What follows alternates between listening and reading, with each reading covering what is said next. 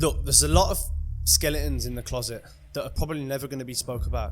I'm struggling to get the fact of why would you want to completely erase me from the memory of Gymshark. In 2016, it was unbelievably hard for me. Like, it was one of the lowest points I'll probably ever reach in my life, for sure. I want my part to be known. The fire that we all have inside us and the way we're gunning for it, you can't buy that. You can't wake up and just have that. No. In a short amount of time, I've turned 200k into 3 million on there. Just from NFTs? Just from NFTs.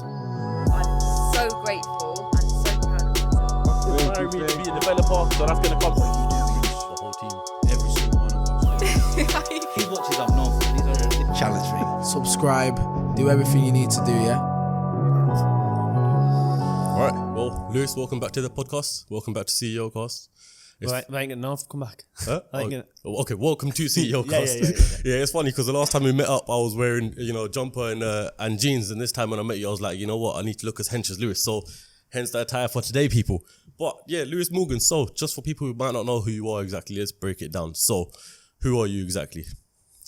Well, now I'm 29, so most people know me for my part in Gymshark, which is an e-commerce activewear company, property development, more so now VV, and yeah, just an e-commerce entrepreneur from the UK. Yeah, fair enough. So you're now the chairman of AYBL, and also most commonly known for probably being the co-founder of Gymshark, which you're no longer a part of, and we'll get into that later on. But yeah, man, just let's break it down. How's things going for you? How's life? Good. No complaints. I mean, just had a baby. Yeah. Congratulations on that. Yeah, so she's keeping me up, which is why I said to you, let's do this potty a little bit later because it's hit and miss. Yeah. You go to sleep, she's crying all night, or she sleeps through. Yeah. So, but it's a beautiful thing. Every time you look at her, you just think, oh, mate, it's crazy that I made you. Like it's kind of so lucky because it's 1 in 400 trillion chance of actually being born. Yeah. And now here you are. Do you know what I mean? Like it's surreal to be. It must be a complete different feeling from having no child to now having a daughter, and there's probably so many more responsibilities and stuff on your head that was never there before, and you never thought they would come up before. And you always imagine having kids, right? But you never actually.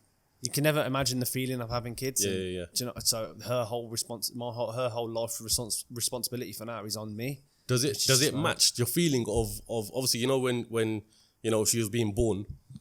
Obviously, you must have had some sort of expectation of how to feel. Was it completely different when she was in your arms for the first time, or?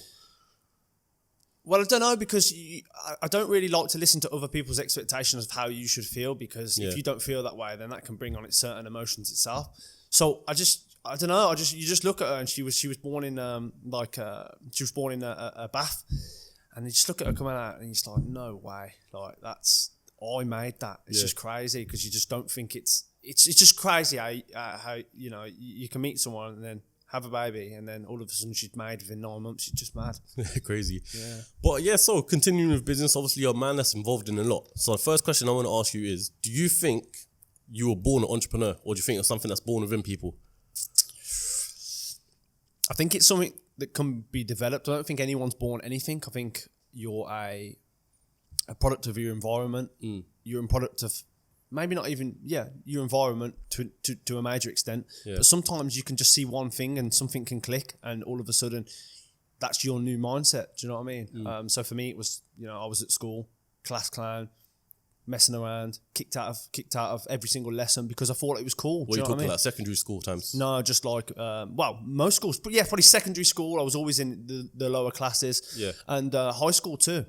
It was, how many lessons can I get kicked out of today? Can I stay up all night on RuneScape, merchanting, buying and selling, and then going to school the next day and not even going to my lessons because I'm too tired. Yeah. And that's the reality for a lot of kids now because there's so many distractions out there. And obviously, for school, the main thing, you should be trying to do as well as you can, but it's really hard for kids to understand that because at this moment in time, they've got nothing, they don't have to pay any bills, they don't have to think about life, they just wake up in the morning with a good routine and go to school. So it's just a little mess around, meet your friends, do you know what I mean? But once you start to get perspective and you realise, okay, do as well as you can, but it's also not everything. If you get rubbish grades, who cares? Yeah. But I can say that now because I've interviewed a lot of people, I've spoke to a lot of people, I've employed people, and grades don't mean anything, Some of the smartest people I've ever spoken to. What did you walk out of school with? Like 7 C's, that's it. Did you go to college, uni, and all that stuff as well? I went to uni, so something clicked for me in the later part of my school life, and it was just like everyone's going to uni, and I'm the loser that can't even get into uni. Yeah. So I tried for like the last year of school. Like I was to go to smart, I uni. just didn't care. I didn't try. I didn't realise. Yeah, I think that was pretty much like me as well, to be fair. I just actually never gave a shit. But I was still pulling off decent grades. But then I knew that if I could try, then I could definitely get A's and stuff like that. But why didn't you give a shit either? I don't know, it was just weird. Like, I never actually... Honestly, to tell you the truth, I actually don't know why. Because I think it was because when I actually did try, like in mocks and stuff like that, I used to easily pull out with A's or B's and stuff like that. So when I didn't try, it didn't really matter to me because I was just like, okay, I can fuck this lesson off. I can skip this. I can do that. I can do this. When it comes to exams, I'll revise then. Cool. So I think pretty much the majority of my school life was full of detentions, full of, we had something called, there was like a class sort of thing. It was almost like therapy called Respect for Life. Right. I don't know if you had it, something similar. But it was basically for a group of people who pretty much the head of year basically must have said to their parents, look, this person doesn't give a shit about school. Put him in this class and hopefully it changes. That didn't change anything. But anyway, and then my sixth form years were bad.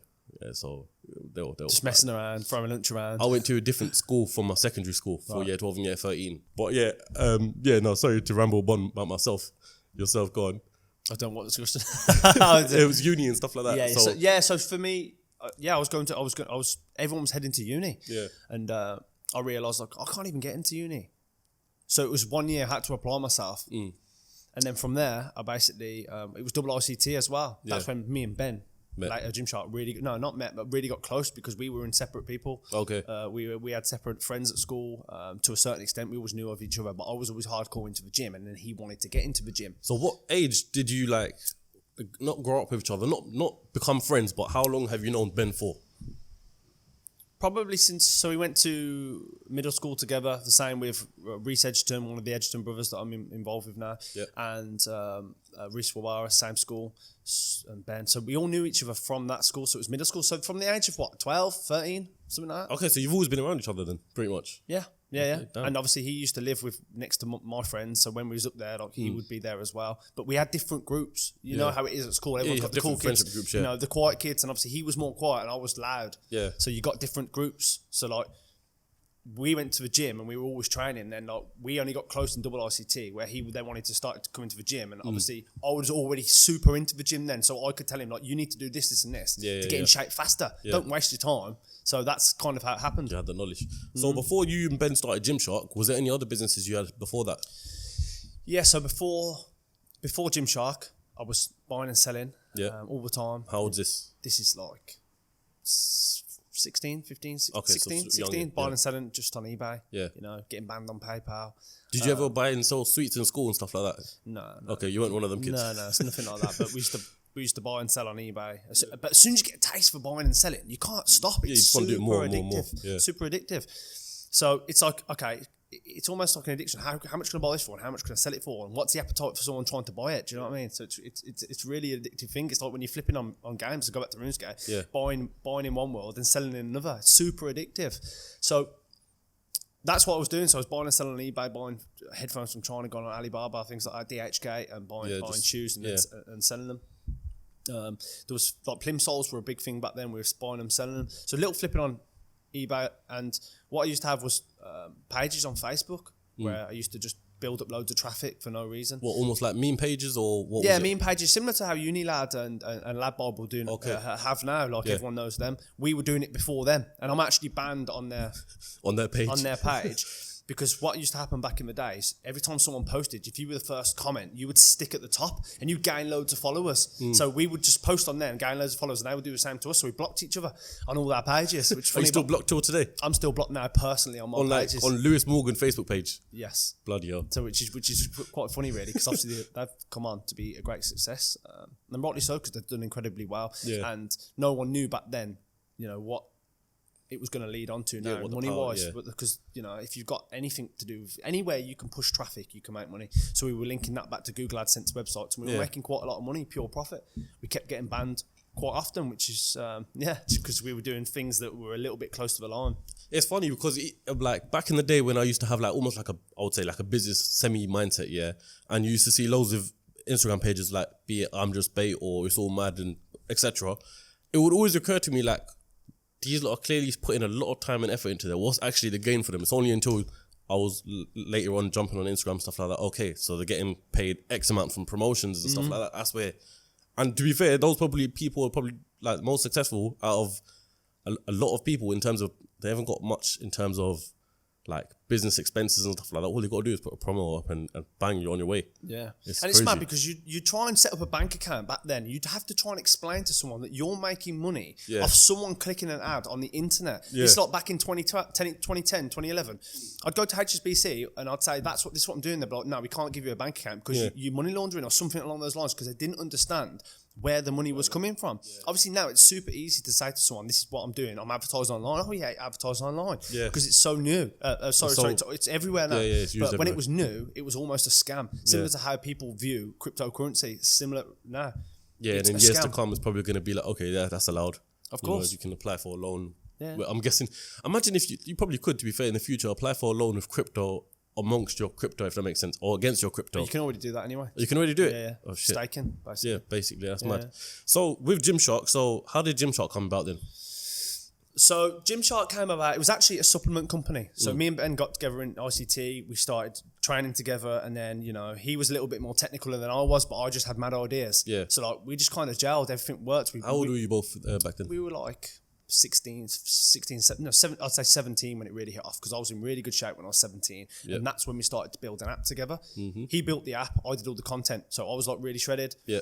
It's called Fatless Ab Guide, and we got like, I don't know, top 5 in the UK. For downloads, yeah? For downloads, or probably even one. It was one or two or something. It was ridiculous. Was it paying then?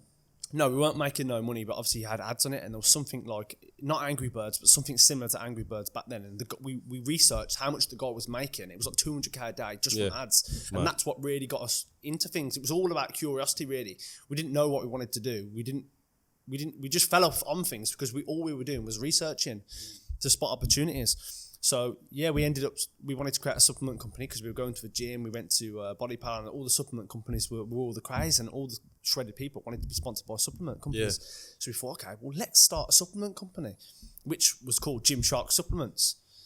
So the original name was Gymshark Supplements? Yeah, gymsharksupplements.co.uk. And we created a logo of a tensing shark. Yep. That was our logo at the time. And we never actually sold clothing originally. So we knew a guy from, I think he was working for USN, and he could get cheaper supplements, and he was selling them to us, and we were mixing them. We'd go and bulk powders and mixing them. But obviously, mixing each supplement? Yeah, so we'd get like the beta alanine, the caffeine, the creatine, and we were just getting scoops and mixing them. But that's not how you mix that's definitely not supplements properly. They obviously need to be done in machinery. Yeah, of course, yeah. So we were giving them to our friends, and one, they didn't go. Everyone was being sick, and two, we were putting far too much caffeine and stuff in what used to put in legally allowed. Bursting out of energy. Everyone's going mad in the gym, running around. We're doing like 6-hour sessions. You know what I mean? It's mad. And we thought, no, we can't do this. We can't sell things like this. Yeah. So what we did instead is, back then on Shopify, if you made a collection, we kept finding little loopholes because it was so new. I don't know what Shopify did, but we found a collection on Shopify where if you made a collection, you named it like, I don't know, CMP Mass. Was it Serious Mass or Nutrition Serious Mass?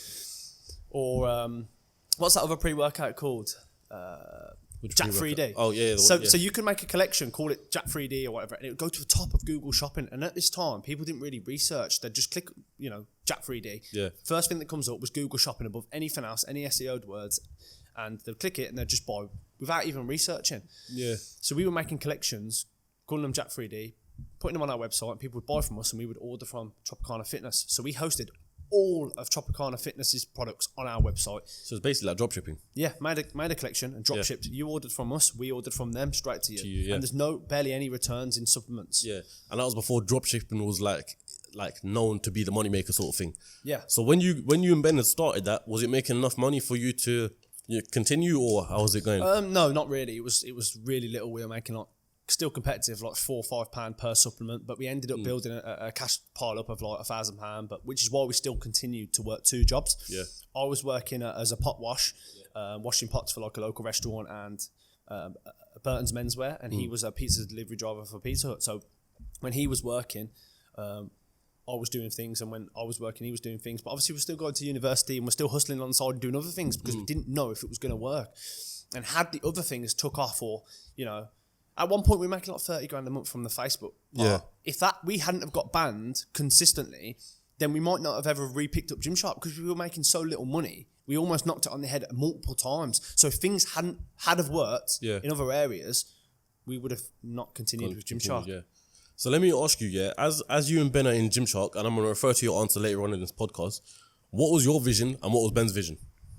So obviously at the time when you're starting a company, you don't really have a vision. I'm talking at the very early stages. Gymshark supplements. Our vision was a supplement company. Yeah. And then obviously it changed to clothing, which we'll get into because of certain little things. So when you start a company, the vision is always different to in the end. But at the end of the day, once we got into clothing, the vision was always a community.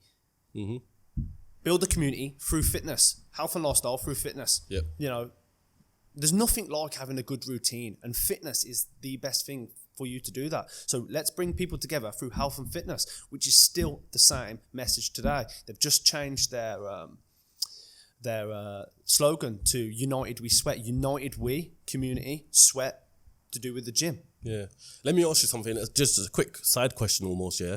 Do you feel like by training physically, it helps you mentally?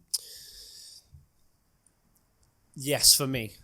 Because I feel better about myself, feel more confident. Like if you go to the gym in the morning and you've got the chest pump and you're walking around like shoulders I'm the man, back, basically, yeah. You just feel way better because it's artificially pumped you up because of your blood, but you just feel better. Yeah, 100%. Blood's moving. It's a routine. Routine is the most important thing for anyone to get out of any issue they've got, because as soon as you deviate from a routine, and I found this in 2016, which we'll get onto, the second you deviate from a routine, then you start thinking too much. The second you start overthinking about yourself, your accomplishments, like where you want to be in life, then that's when it really causes you issues.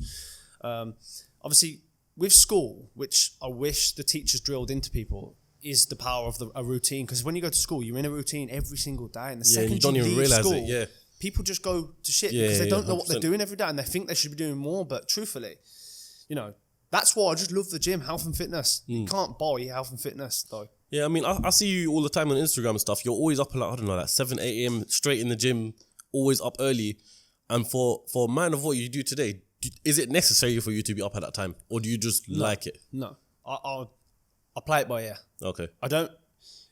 It's part of my routine every single day, but I'm not 100% strict on it because life's life and things change in life and everything's moving. And you've got a baby now as well. That's so what I'm saying. So it all depends on when I'm going to wake up, because it all depends on how much sleep I've got because of my little girl. Yeah. So, you don't, everyone say up at 5 a.m, then do this at 6 a.m. Like, truthfully, people don't do that every single day. And it's almost of a selling point of you do it every day and then, you don't get anywhere. Then you feel like a failure, when truth is you don't need to do stuff like that. You can work at night time. You can work in the morning. Yeah. It's all on you.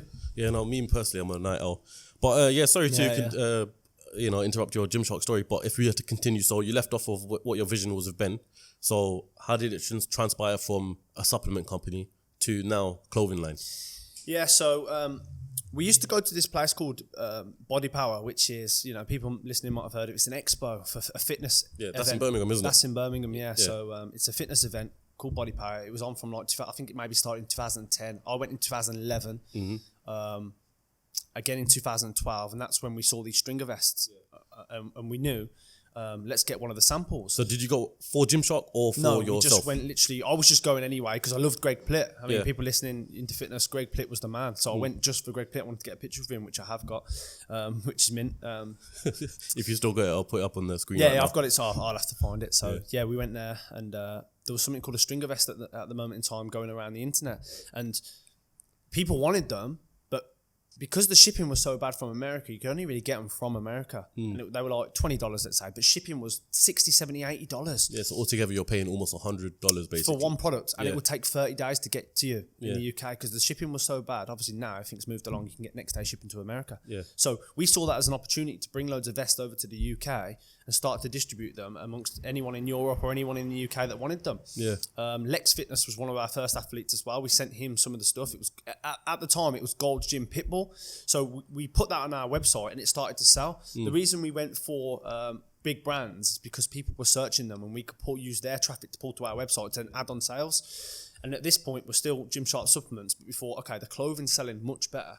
So let's get rid of all the supplements and let's completely just focus on Gymshark clothing, which is what we did. We bought gymshark.co.uk at this point, started to print our own t-shirts with that bodybuilding Tencent shark on it. Yeah. Okay, fair enough. So then that was that point there. So that was the first product you printed. So talk to me about that process of how you went around, and even because it's easy for it sounds easy. You make it sound easy of how you just clicked your fingers and now you've got a vest. But obviously there must have been a whole process behind it. The whole thing. That's what I mean. People like to look at a brand now and think you've just automatically gone from A to B. No, this is like 10, 11, 12 years of hard work. Yeah. Like we didn't have a clue what we were doing. It was a shit show, if I'm honest. Like from the outside, it looked like an operational, brilliant company, but behind closed doors, me and Ben were running around like rats, like crazy. So we met this guy that we kind of come across online, and he was selling vests too, and we were kind of originally drop shipping some from him because we didn't have the stock to buy. So we were still drop shipping in between. We went to see him and we noticed that he was screen printing. Yeah. So we thought, okay, well, let's go meet him. Let's see how he's doing the process. So we went up there. We saw how he did the process. We came back. Same night, we bought a screen printer. I was on YouTube all night learning how to do the printing. Yeah. So we got the screen printer, which was £1,000. Massive purchase for us at the time. It was like probably half our money because we weren't making that much money. From the supplements, of course. Yeah. So this transition, so we were a partnership for 8 months in 2011. Yeah. And then 2012 is when we went limited. In between 2011 2012, let's just say maybe like, I don't know, February 2012. This is when we were transitioning into just Gymshark clothing, and we started to sell the clothing. It started to sell much better, and that's when we realised, okay, we need to go to a limited company now because we're making too much money. So officially, Gymshark was started before 2012. Yes. Because if you research it, Gymshark states that they were founded in 2012, but obviously you and him were going before then. We had a partnership, yeah. Yeah. We were under a partnership that's probably not going to show on Company's House. That's why we were limited 2012. Yeah, fair enough. So then continuing some years on, so what year was it that you started 2012, obviously, you started the clothing? 2012, we started the clothing. Yeah.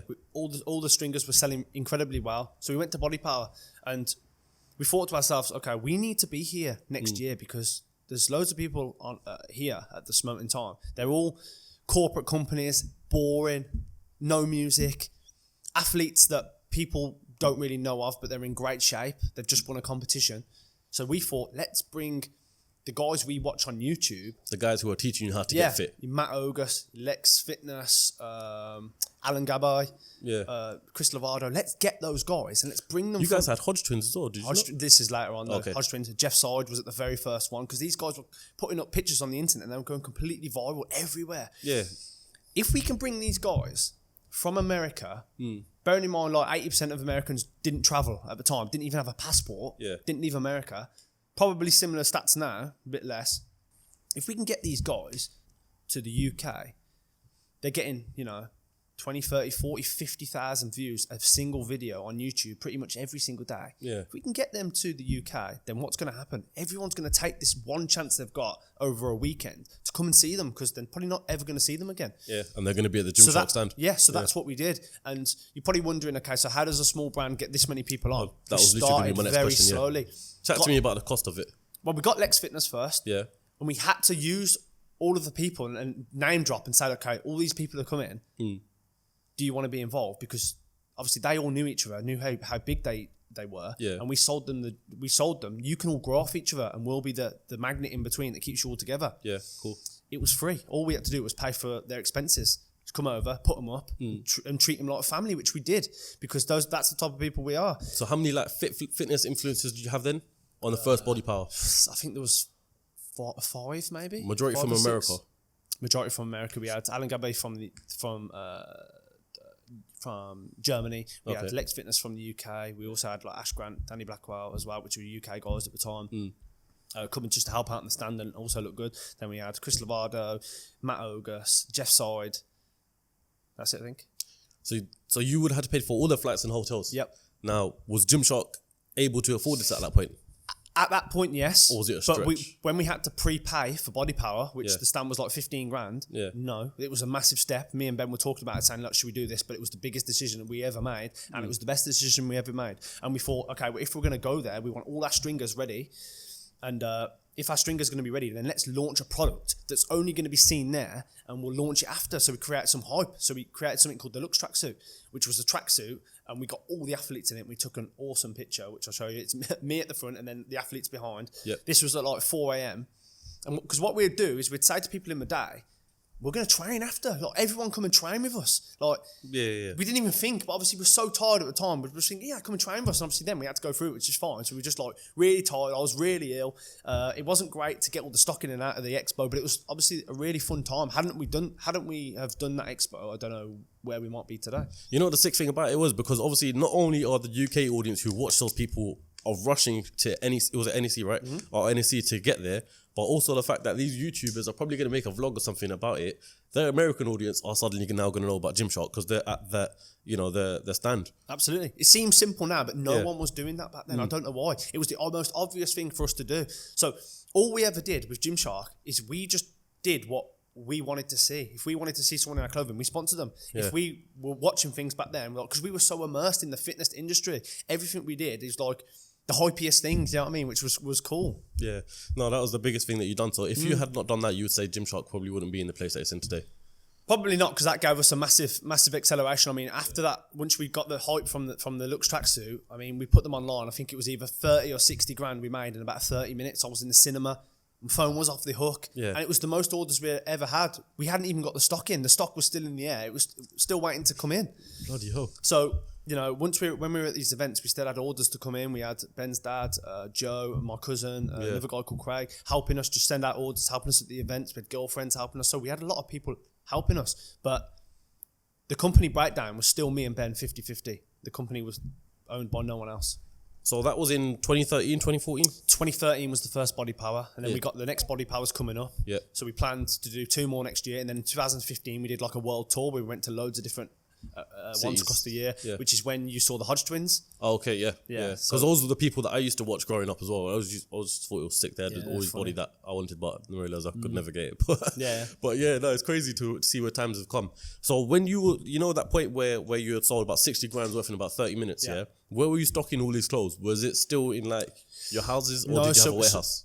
A bit of both. So we had a warehouse, a little warehouse, and most of the stuff was always stored at mine. The printing was done at mine. The only thing that was at Ben's was we were sewing labels into clothing. Okay. That's what was done at Ben's, and that was in this conservatory too. I know people want to sell the garage situation, obviously just to make the story better, but nothing was ever in any of our garages. You know what I mean? It's just inspiration when you read it. Yeah. It was always in like our house, but never in the garage. Yeah, fair enough. So I mean, yeah, we were storing stuff around. All the stock was at mine. He'd come to mine in the morning. I'd be printing. It was more like I was doing all the manual stuff, like printing all the time, and he was going on the orders, getting them, writing them down. We were shipping them out. So it was a great combination. When he was at work, I was doing it, and vice versa. And then we ended up dropping out of uni because we got to a point. We dropped out of uni because there was no point in going to uni before we're on to something now. Yeah. Right, let's keep pushing it. Let's go all in. And we both quit our jobs too, but we didn't quit our jobs until we were making like a lot of money. We never took money out of the company. What job where were you working? Because I don't. So I was the pot wash and Burton's menswear. Okay, and cool. he was a pizza delivery driver. But we quit our jobs because we weren't even taking no money at the time. So we kept our jobs for as long as we can. Then we quit and we started paying ourselves a little bit of money. Yeah. So one thing I want to ask you, because obviously you clearly know how to market. You've marketed Gymshark, you marketed AYBL. You know exactly what you're doing, So back when Gymshark started, you guys used the whole influencer market approach, and you see companies use that on a regular basis, like more than ever today now. Do you think that's still the way forward, or do you think it's going to change? Because it's kind of almost, I don't want to say it, but almost like rinsed out. Yeah. Influencer marketing has always been around. It just changes. So before it was like, use people on TV ads, celebrities are always going to be influenced. Everyone looks up to a certain someone because everyone wants something they haven't got, or everyone wants something that someone else has got all the time, or wants to look differently. So people will always continue to look up to people. It might just change on where the message gets sent. At this moment in time, it's social media. Soon it might be the metaverse. It all depends on where it is, and things change all the time. Like, if social media has been overly used, well, right now, if I give you the best social media to use, it's TikTok. Yeah. Crazy. Promote your company on TikTok. The reach is humongous. But it all depends on what your market is, because obviously TikTok is a younger age. So sponsors will always be around. They will always be around. Influencers will always be around. Will the price change? Absolutely. The price will go up depending on demand. Yeah. When people see they're not getting a big return, the prices will go down. It'll be worth it again. I think that's an interesting take on it, to be fair. So before we get to what I really want to break down, what I want to know myself, you know, as the Gymshark years are flying past 2013, 2014, Body Powers, you know, what was your like turnover in 2014? 2014. Because 60 grand in 30 minutes, I can imagine. Yeah. You know, it must have been mad. What was the numbers? I'm not sure. 4 mil maybe. Off Okay, top of it, okay. I'm not sure. Obviously, it's the longer. I'm not sure. We'll have to check on company stats. What was the relationship like between you and Ben? Then, Yeah, amazing. as usual. As usual. As you guys just met each other in gym. Of course, we were like best friends. We all went to school together. There was no reason for anything to have changed. You know what I mean? Best friends. You know, both had the vision. Unite people through fitness. Yeah. Because at the end of the day, it's all it's ever been about. Create a community through fitness. So my whole point of this is recently Ben done a. So for people who might not know, Ben Francis, other co-founder of Gymshark, Ben done a recent podcast with Stephen on Diary of a CEO, and he stated in that podcast, I watched the full thing as well. He stated that you had left the company in 2014, and he said it was due to you guys having different visions, right?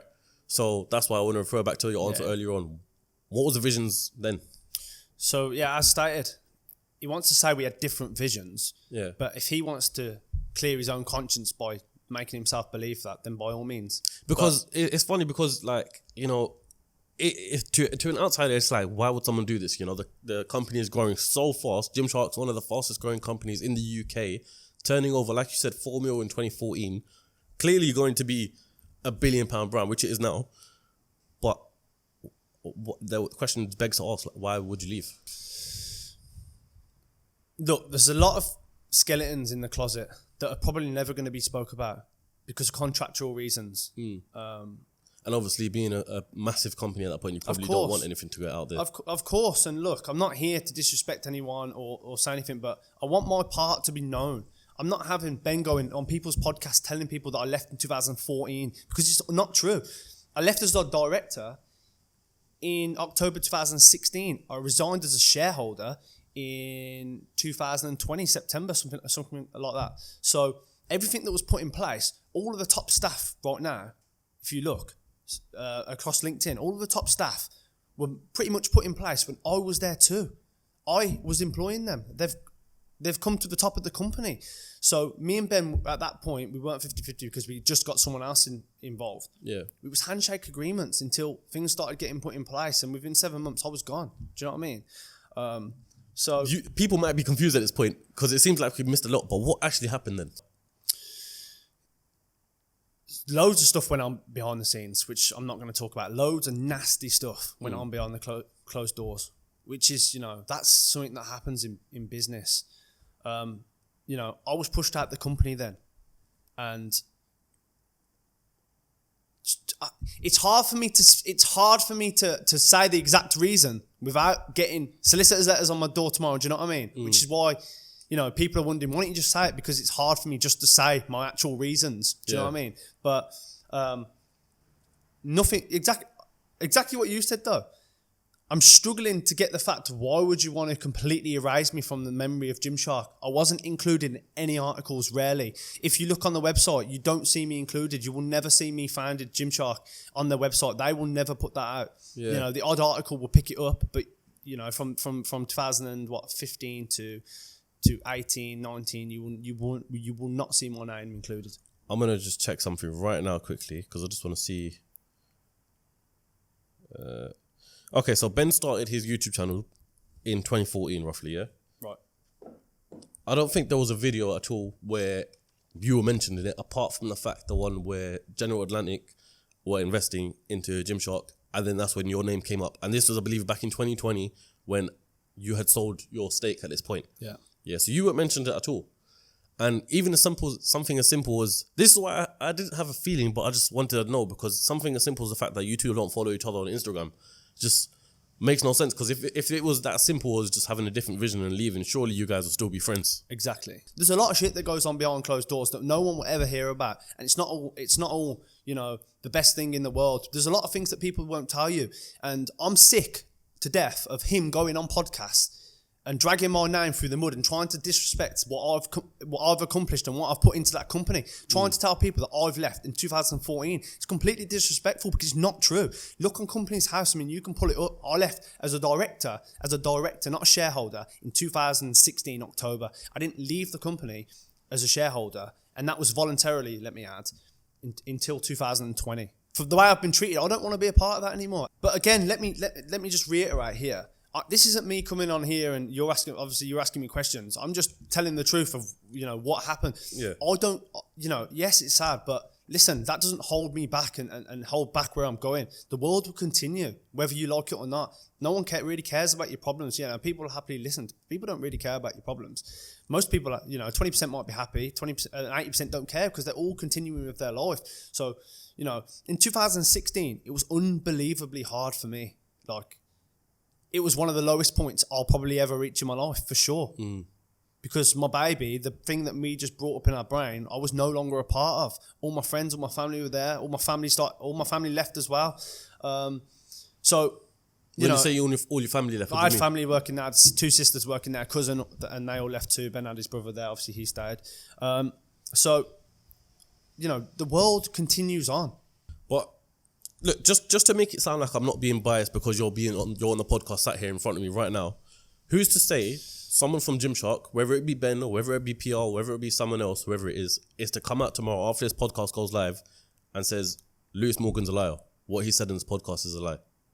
The facts are there. Look at Companies House. He didn't resign as a director until October 2016. Yeah, no, I'm not taking sides here, but whenever I do see Ben doing a podcast, when he speaks about you it's probably like a sentence sort of thing. Yeah. And there's not much of it is mentioned otherwise. Because he doesn't want to. Because what can he say when you're saying things that aren't true? You can't go too far into it because you'll say the wrong thing. Yeah. At the end of the day, I was the director of the company until October 2016. So I wasn't in the day-to-day running between then and when I left. So just make sure you're telling the truth. So let me ask you something there, yeah? So with all this being said, yeah, for what do you see it as? Do you think for him it's more so of, because there's only one can only have so much money. So would you say it's about money or would you say it's about credibility? Because back then you could obviously see where the company is heading. Probably the biggest company in the UK. What do you think? We can put it into both terms because the day I left, a lot of people got a lot of money and a lot of people got a lot of credit. So you can decide for yourself. And I know that it's an emotional topic to speak on. So I want to thank you for opening up, but we got to have it on a positive message as well. So even though that's happened, is there any part of you that makes you feel glad? Of course, because you only get a certain chance in life to see who's real and who's not, and you get shown, and once you get shown, there's no going back. My morals are high. You show me once, that's it, gone. I don't even speak to my dad anymore because I told him if he didn't stop drinking when I was a kid and being abusive, I won't speak to him ever again. I've never spoke to him since. I was 13 at the time. I've never spoke to him since. And I'll never speak to him again because he got that one chance and you only get one chance to fuck it up and that's it. Yeah. Do you know what I'm saying? So, I mean, moving on to a positive message, I'm now part of AYBL Group, which we can go back. This is the Edgerton brothers. Again, really smart people. And again, the background with us all, because we were in school together. So now we're all in competition. And believe you me, this company, AYBL, not just AYBL Group, there's an activewear company called Be Able within it, is going to be one of the biggest activewear companies in the world. It already is. It's growing faster than Gymshark. Within 4 years, we're going to turn over 20 million this year. We're growing unbelievably quick. And that's myself, Reese and Christian Edgerton. Okay, sweet. So with AYBL, would you say it's a brand to compete with Gymshark? We're in the same demographics, the exact same demographics. Of course, yeah. 18 to 24, but we're women only. So that's where I think we're going to get ahead. And obviously, these guys have got 7 years on us. 7 years, that's a long, long time. But you've been part of that. So would you say that's an advantage as well? It's definitely an advantage. Yeah. It's definitely an advantage. And now we've got this fire inside us that you can't buy. You can't just pick this. Let's say you started a company. You can't get the fire that I'm feeling inside me. I think we'll definitely have to have a chat between you, Reese, and Christian for, about AYBL. But in the whole time that you were at Gymshark, what were them two doing? Because obviously you had known them for a long time anyway. Yes. So they owned a watch company. Which one? Tayrock. Oh, is it? Okay. Yes, they own Tayrock, which was a watch company, and Yeah. they were competing with people like MVMT, and they were up to like 10 million within like 2-3 years. So they were doing really well. That was with some other guys as well, Dom and Jay Owen, and then they've gone off and now they do building. And before then, Reese was involved in the Facebook stuff with me and Ben, and yeah, it was mainly me and Reese, and then it was me and Ben. And so you have like a history of all three of you working together as well. Yeah. Okay. Makes sense. Fair enough. So this stuff goes. Trust me, this stuff goes back a long way, and there's loads of cobwebs I could but you know, it's no point. You know what I recommend to people for if you want to know everything, I'd say follow Lewis Morgan's podcast because that's the only other podcast I watch myself.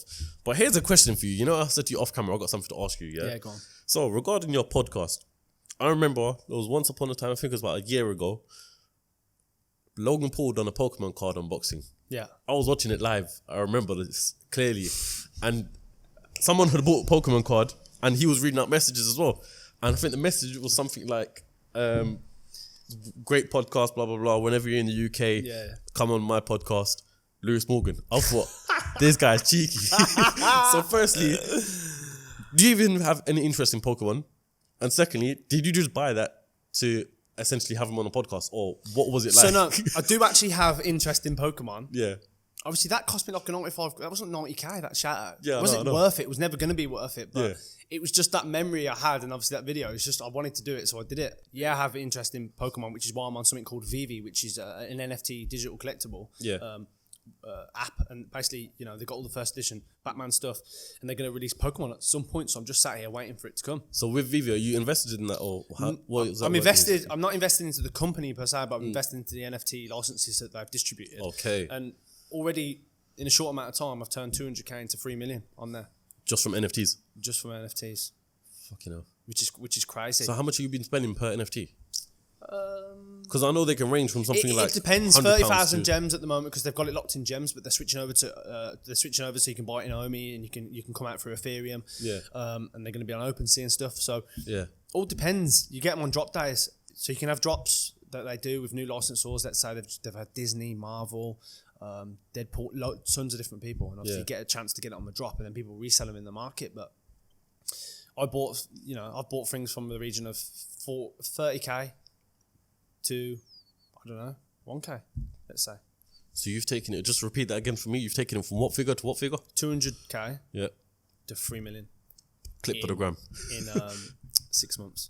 In 6 months. The thing with That's NFTs, crazy. yes, massive speculation on how they're going to be used in the future. And honestly, an NFT is just a digital asset on the blockchain. Yeah. And that comes down to loads of different things: images, songs, property. You know what I mean? You can get your property rights on it. Loads of different things will come out of this, and you know, it will then be linked to gaming. You know, you Not just a picture that what people see. There's no, obviously not going to be. the picture is something is at the forefront of the NFTs. Yeah, that's what people see. Yeah. That's what people see. It's just at the forefront of the NFTs, and obviously Yeah. people run with it, and obviously people take the imaging part a little bit too far. But NFT is a digital asset on the blockchain, so it can be loads of different things, and you're going to see that in the future in games as they start bringing out digital concepts and stuff. They start to sell digital tickets, which are going to be like NFTs. There's an endless amount of speculation. You can sell it, and speculation always runs ahead of value. So there's going to be a perfect time to exit some of the things and rotate into. So I'm always looking forward. So I'll try and jump on things whenever I can. I see an opportunity to make money and have fun, really. This episode is proudly sponsored by CREP Chief NFT. You've probably heard or seen a lot about NFTs from your favorite celebrities or influencers buying them up and putting it all over their social media. Now me, I like to dabble a bit here and there as well with NFTs. And so should you. So if you're looking at how to start buying and selling NFTs, CREP Chief NFT is the one for you. So truth be told, I didn't know anything about NFTs before I met these guys. You've probably seen them. I've done a podcast with these guys as well. And their NFT platform showed me everything I need to know. They've got very informative guides of every single aspect of NFTs that you need, such as how to mint them and what to look out for. And in a world right now where NFTs are everywhere, how do you know which ones to buy and sell? CREP Chief NFT tells you that too. They give you the latest information on every single NFT project and the ones that are going to be most profitable for you. Now, unfortunately, the group is currently sold out. However, I spoke to the lads. I was like, listen, we need to plug my audience. So I've managed to get exclusive access for you loyal CEOCAST followers. So it is £50 monthly, and you might be thinking that's a lot. But if you look at all the knowledge that you're getting and the amount of money that you can make from it, £50 is incomparable. Trust me, I've seen it firsthand. There are people in the community that are making thousands a week. So what are you waiting for? Click the link in the description below to look at the CREP Chief NFT website and how you can get involved. Now let's get straight back to the episode. When you came about with NFTs, did you get in it purely before the NFT purpose, or did you realize, oh wait, hold on a second, there's money to be made in the sector and actually some serious money? I like to take gambles, right? I'm in a position as well where I can take a gamble. So it was in the region of like CryptoPunks. They were just first coming out, and I was following Banks, and he was messaging about it, and I was thinking, $7K for an NFT. Like, what the hell? Let me ask you something just to put it in perspective as well. Sorry to interrupt you. Yeah. So you took it from 30 to 3 million. You said 200K. 200K to 3 million. Okay, cool. So and that's only because I got in a little bit late within VV, so I had to pay a little bit more. Within the space of 6 months as well. Yeah. Now to get to that figure, with a brand, how long would it have taken? If you would start, let's just say your own clothing line and all that sort of stuff, which you have. For me, probably faster than someone else, but for someone else, it could take, they might never get that, or it could take a long time. Yeah. But obviously 200K, you're thinking, I've got friends that have started with 1,000, 2,000, 3,000. Yeah. And they're up to, a million figure now. So with NFTs, you only get there's only there's certain opportunities that come around in life where you can make a hell of a lot of money with very little. Yeah. And you should take those asymmetric bets because you're not really gambling anything because it's only a small amount of money you're putting in, do you know what I mean, to get a lot back. The way I see it is like, the way this crypto is and NFT stuff is like today's day and age of property back in the day when properties, have you seen Peaky Blinders at all? Yeah. Yeah, when they're buying properties for like a $5. It's basically like that. Yeah. And crazy money to be made. It's not the first opportunity to come along. It's not the last opportunity to come along. Yeah, there'll be loads. But you need to be curious about everything. Don't just switch off. It's easy to say, I don't believe in that. It's really, really, really easy to say. And to be right. It's the easiest way to be right, to say no. Yeah. That's why most people do it. Because if you're wrong, then you haven't lost anything. But if you're wrong, if you gamble and you're wrong and you've lost money, then it's more, hang your head in shame. But you need to take gambles, and you also need to be curious about everything you look into, because you can't spot an opportunity if you don't know anything about the opportunity. Do you know what I mean? Yeah, for sure. The only way I know about NFTs and stuff like that as well is through a group of lads that I know. I've done a podcast with them. So CREP Chief CREP Chief NFT, shout out to you lads, because you guys have helped me a lot with my NFT journey and all that sort of stuff. No, but for real, look. So yeah, with MDV, Money Devar, for people who don't know, a brand that is heavily involved with Reese Rabara. We see him promote him all the time. Yeah, some people might think that it's just him, but also you as well. So let's talk about your journey with that. Yeah. So back in 2013, we were a year and a half into Gymshark. Reese was a really successful footballer. He's always looked highly on Instagram as a fashion mogul. Like, he was always wearing let's say weird stuff or out there stuff that not many people would wear, especially being like a young black man as well. Like, he was wearing some crazy stuff, but he looks fresh. And obviously I noticed that everything he wears was fresh. So I said to him, we've got all the infrastructure, so let's start a clothing company now. There's loads of people we can send it to, Christian Guzman, we can send it to all our sponsors, and you can send it to all the footballers. So he said, all right, okay. I was thinking about it, and they said, all right, okay. So said, let's come up with a company name. So he then came back, Manière, which Manière means fashion in French. And then I was like, nah, you can't just have Manière. And it was like, all right, Manière Devoir, which is the way you see. So it's the way you see, and Manière's fashion. That's how we come up with the name for the company. And we were sat there in the unit, I remember, sat on loads of hoodies that were on the floor in a unit that we were just in the corner of. And 3 months later, we'd filled the unit. So who started the brand? So it was myself, yep, Reese, and Ben. Ben Francis. Yeah. So Reese wanted it just to be me and him, but obviously it's just when me and Ben are involved in something, I'm really much like, okay, if we started something together and we're going to use our facilities, then you have to be involved. Yeah, you're still best friends at this point. I can't do it without him. I can't do it without Ben because it's not fair. Like, morally, I can't. That's not fair to me. Yeah. So, reluctantly, Reese said, yeah, okay, whatever. We'll get Ben involved. And then later on, he ended up buying Ben out, and it was just me and Reese now. So Reese owns the majority of the company, and Reese does, all the work. Like, the company is where it is. Yeah, it had a great start, but the company is still Reese's message, and it's him every single day. So I'm just a silent shareholder now. So you're still involved in that, yeah? Oh, well, I'm just a silent shareholder, so I'm not actively involved with day-to-day running or anything like that. But you're still I'm still invested in it, essentially. Oh, yeah. And that went from, that company grew really fast. I mean, within 2 years, it was growing faster than Gymshark again. It was like £2 million.